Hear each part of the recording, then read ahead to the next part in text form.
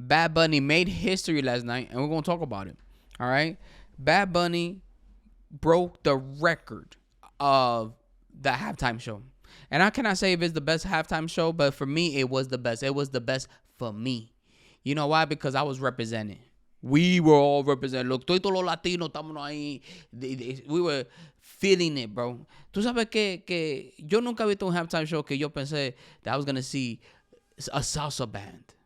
Salsa band, and you like, especially you a New Yorker, you grow up with like, si te quieres divertir, pini, pini, pini, con encanto y con primo, bro. It was just like, bro, everything, bro. And you know what? Ricky Martin was also like, he showed up. What we did not expect Ricky Martin. Also, Ricky Martin looks good, bro.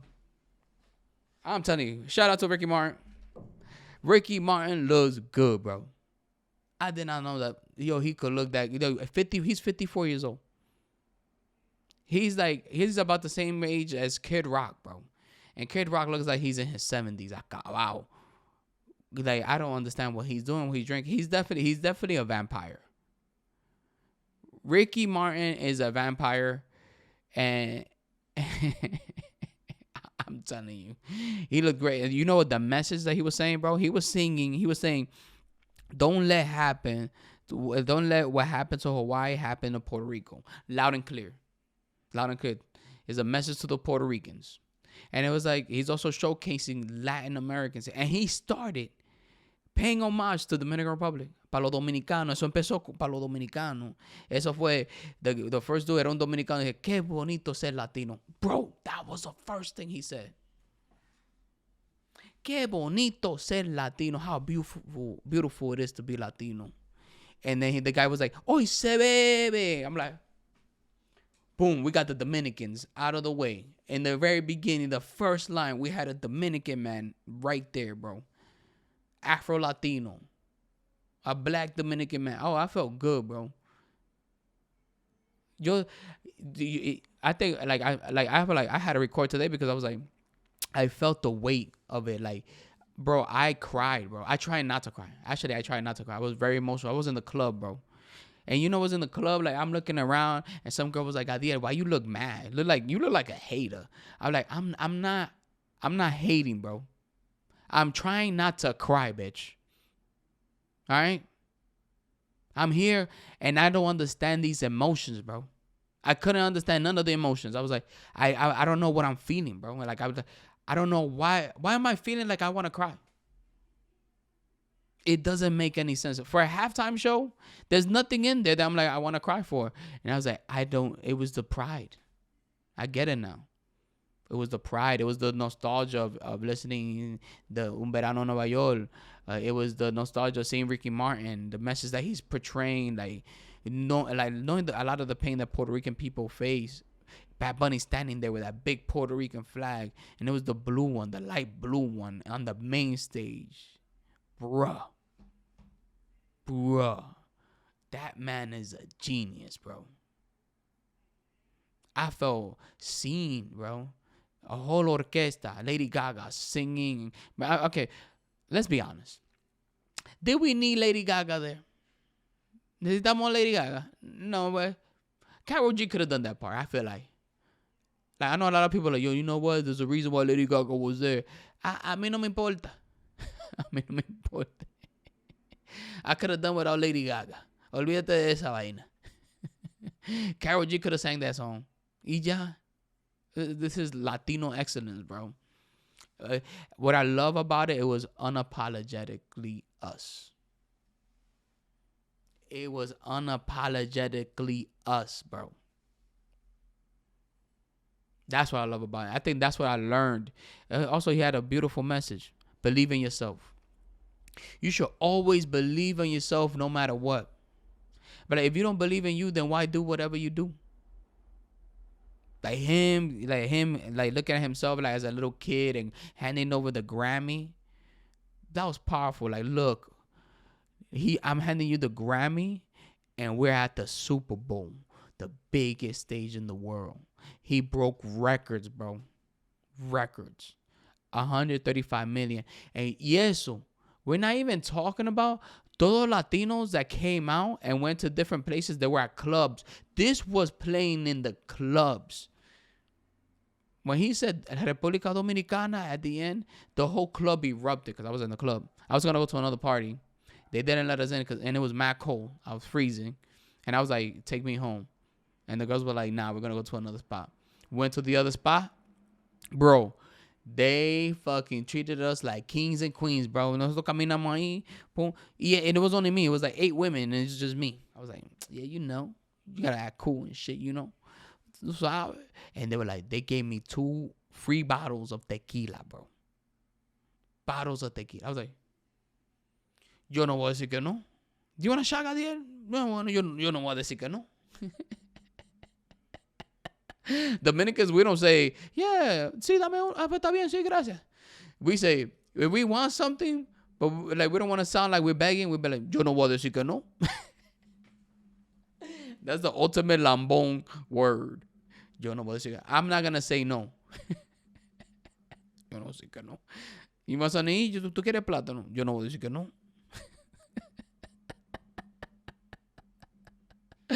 Yo, I'm going to write that down. Yo no voy a decir que no. It's what it is. That's how we are. There were 2 freaking bottles, and then everybody was dancing. They put salsa on. They put Benito salsa on. We started dancing salsa. And not a lot of dudes know how to dance salsa. And I was surrounded by Puerto Rican women. So they knew how to dance salsa. And it was phenomenal. We had to tell them to put on some bachata because I don't know why nowadays you got to tell people to put on bachata so you could dance bachata. We started dancing bachata. We danced merengue, perico ripiao. It was cool. It was great. There was a lot of R&B. I don't know why there was a lot of R&B. There was. It's cool. It's cool. But I'm the type of dude, I love going out. If I'm going to go out, especially to a Dominican spot, I want to dance. I'm a dancer. So I was like, I got to at least get on. I got to talk about it today, bro. I felt like I needed to. I was like, we're going to record this today, bro. 135 million viewers, bro. The biggest halftime show. And there was a major rivalry. Let me tell y'all something, bro. First of all, I didn't even know who was playing, bro. I didn't even know who was playing for the Super Bowl. What was the team? I found out when I was there, and then still nobody was paying attention to the team. They played the halftime show. Everybody went out for the halftime show. They played the halftime show, and they cut it off, and they went back into like playing music and club vibes. It was just for the halftime show. People going out just for the halftime show. After the halftime show happened, they cut it off, and we were just listening to music, dancing, having a great time. We were vibing, partying it up. That's wild. As a matter of fact, I don't even know who won. And I bet you half of the people that saw the halftime show don't even know who won. I don't know who won. Who won?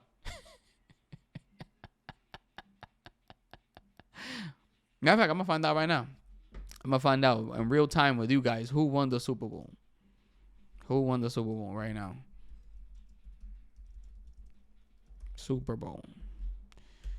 Who won the Super Bowl? Oh, it was the Seahawks. Oh, good job, Seahawks. 29-13. Wow. That was a blowout. What? That was a blowout. Oh, my God. 29-13. The Seahawks. Okay. Good job, Seahawks. I'm proud of you. I'm proud of you. At the end of the day, who really won was Benito. Because if you think about it, like, okay, the game happened. It was the Super Bowl. The halftime show is just a halftime show to be like, let's garner viewers. Let's entertain these people while they have their little half break. Bro, but let's be honest. When you looked into your social media and we were scrolling, it was nothing but Benito, Bad Bunny. Nobody talked about the Seahawks. I didn't even know. Nobody talks about the Seahawks winning the Super Bowl. None of them. That's how major this performance was. As a matter of fact, they're gonna have to change the thing. And I don't think that. I think the performance overshadowed the whole Super Bowl, the whole game. That overshadowed the whole game, bro. Because to this day, nobody's talking about the Super Bowl who won it. I think they're gonna, but it also goes to show you there has to be something different, bro. There has to be like a major concert. You see what I'm saying? That is the major concert, but like I think there should be like a major concert of the year every single year. And I don't know if Super Bowl is it, or if there's an opportunity for people to create something new. They'd be like, oh, this is gonna be the biggest concert worldwide that everybody's gonna see. They should do that. The biggest concert in the world with all the countries, they grab their artists and they battle it out to see who's gonna have the number one concert worldwide. And it could be anything. It could be Japanese, Chinese. That's genius. It could be the NFL of concerts. Hey, yo, you wanna hear something crazy, bro? Why is Donald Trump coming over and saying that he didn't like the halftime show? And Benito's talking about like putting people together. You know, this is all like we are all America. That's what I love. I love God bless the United States of America. God, he said, God bless the United States of America. No, God bless America. And then he started like naming all these countries. I think what he meant is all of that is America, not only the United States. That's how he said Canada. He ain't only named other Latin countries. He also said Canada. He said Latin countries. He also said Canada, United States. He named America. That all the Western Hemisphere is America. But I think United States of America, we have the concept like this is America. This is the only America. Because if you think about it, like America, okay, when Christopher Columbus was like, they were asking, where you want to be buried? He said Las Americas, and they buried him in Dominican Republic. Because Dominican Republic is also America. The whole thing is America. Bruh. It was beautiful, bro. And I feel like we all felt seen when he named all the countries. I felt like, and seeing videos of all these people reacting to their countries being like crying because like, oh, I never seen my country being represented. We had to wait for Bad Bunny for their country to feel represented. And then you got can we just ask this president to be presidential, bro? It was the worst. Well, he said it was the worst halftime show that I've ever seen. The worst halftime show. I never seen anything like, this is not what America's about. What? This is not what America's about? He just said love is all about, love is more powerful than hate. That's what he said. That's what Bad Bunny said. And you're coming out like, this is not American. This is not America. It's not the America because we already know what the America that you want. This man is putting a message of love and unity. And you are going out there like, that is not America. Man, I don't know, man. Like I think people need to wake up. Shout out to Benito. Shout out to Benito for representing all of us. Shout out to you guys. Thank you for always being here and supporting me, bro. I love you guys. Every week I'm coming over here doing this podcast. Like, you know, I was thinking about what should I talk about, but I want to talk about what's going on in my heart. And I hope that there is a change in this country. I want to see a change, and it's true. It's all about love. Like, we got to come together because America was all about unity. That's what we all grew up on. All of us coming together. Love. I remember as a kid, I was like, oh, I'm so glad racism is over. Like, I can't believe humans used to do that. And they made a comeback, like a Tupac album. It made a comeback. When did it become cool again to be hateful? You know what I mean? I don't know. I want us to come together, because no matter what, man, I think we all have a belief of this country. And the belief is, you know, opportunity. You know, people come here for a better life. We want freedom. And I think we need to be able to be the example of unity and love, acceptance, where whether somebody's gay, whether somebody's straight, trans, Jewish, Muslim, doesn't matter. Whether you're Christian, you're not. We all got, man, can we just come together, bro? You know what I'm saying? I don't know. But this is beautiful. I want to see more of this. I think as an artist, whether you're a comedian, if you're a singer, whatever you do, and if you're an artist and you're listening to this now, it's your job to bring the community, and not only to shine a light on what's going on in the world, especially within your community, but it's your job to reflect what's happening within the community, to resemble what's going on in those times, because every single day we're all creating history, bro. Damn, that was deep. Every single day we're creating history.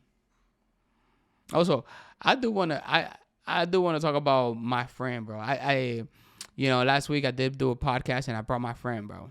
Yo traje el amigo mío, and that he's a Trump supporter, and I did take down that video. You know why? Because I felt bad that I was like, so last week, for all you guys that don't know, last week I did a video with a friend of mine, right? And his name is Lewis, and he was there, like, as a Trump voter. We wanted to talk to him, like, yo, give us your view on what you thought, why you voted for Trump, so like that we could understand why, and we could have a little good conversation about it. And unfortunately, it was hard for him to bring a clear point, right, on why he voted for Trump. But also, he came on as not like a political commentator, but I feel like people also always think about, like, this is a friend of mine that's close to me. I was like, we're just gonna hang out, we're gonna talk about it, right? But this guy came over, like, with his view as a voter, but I don't think he did a good job articulating why he voted the way he did, right? So a lot of people were bashing my friend, and we'll talk about this as somebody that's not usually on the internet. So I know I felt horrible, like, watching the comments and reading the comments, and I know that he probably felt bad reading the comments, and everybody was calling him stupid. I was like, and I couldn't bear or be the one, or for him to be on my platform and for people to be calling him stupid, right? I felt horrible because I could imagine to be in his shoes and people calling him a certain way, right?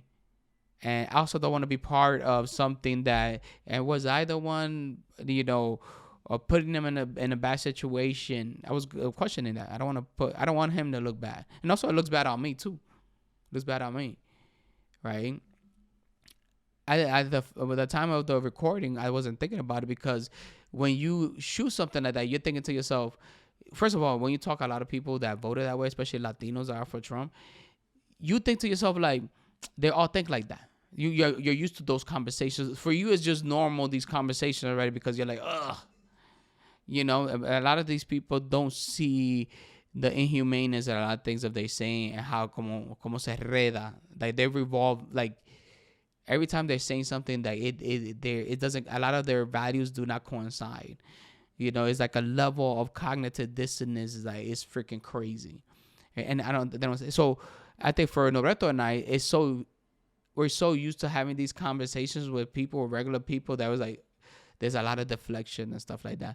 So we didn't think twice about posting it out there. Like, this is a normal conversation I have with these people at all time. But I think posting it also reflect on video is like a reflection. I think hopefully my bad. My mom made something and she was like, ven a comer. All right, so hopefully he's able to reflect on what happened in the comments. And people were like, well, all due respect, tu amigo es un pendejo. I was like, oh my God. How you say it? With all due respect, tu amigo es un pendejo? Nah, I didn't feel comfortable, like, people saying all that stuff about my friend. And I asked him to talk on the podcast and talk about the way that, you see what I'm saying, why he voted the way he did. And there was a lot of deflection, but having these conversations, that they usually always go like that, right? And I just didn't. I couldn't do it no more. And also, like, I would put myself in his shoes, like reading all of that, especially somebody that is not in the camera or is not in the public eye. I was like, I can't do that. You know, I have a conversation with my mother. My mother was like, you got to take it down because this is a childhood friend. This is somebody I grew up with. But, and unfortunately, a lot of people think like him. You see what I'm saying? They sound like that. That's how they sound. They look like, sound like that. Right? Que se enreda. There was like, there's no concrete point. But there's also, there's also other people that you could talk to and be like, yo, okay, I understand that point.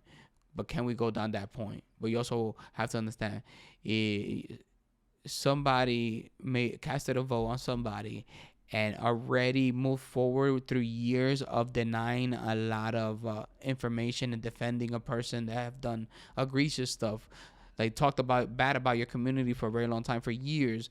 Can you imagine? Think about it. This person spent years demeaning your people, and you defended them during those times, right? You still casted a vote. Somebody demeaning your people, dehumanizing your people. So you already, your mind is, your values are already messed up in your head, and you accepted that. You still went forward and casted a vote. Somebody that's against you. That's a next level of cognitive dissonance. So no matter what, your values are fucked. No matter what you tell these people, their values is like, I don't care. Like their like empathetic system is not there. They don't have an empathy system. It is what it is, bro. I feel like I needed to highlight that and talk about it. I'm like, yo, I also got to talk about what happened last week. Because if I don't talk about what happened last week, y'all will be like, "Get fuck about." So I don't see the video no more. And that's why you don't see the video no more. Also, I thank you guys for being here, bro, and coming out and supporting me and listening to this and listening to me. And sometimes I think about, like, well, I don't know why people support me anyways. Why do people watch this anyways? But for you guys to be here and support me and showing me love and showing up to my shows and commenting. I read the comments. I want to give a shout out to Passion. I read your comment. I thank you so much. I always appreciate the feedback because you've been here from day one. Shout out to Paola. Shout out to everybody that's been part of this journey. And I love you guys. Bueno, I'm going to get going. Que la pase bien. I'll see you guys next week.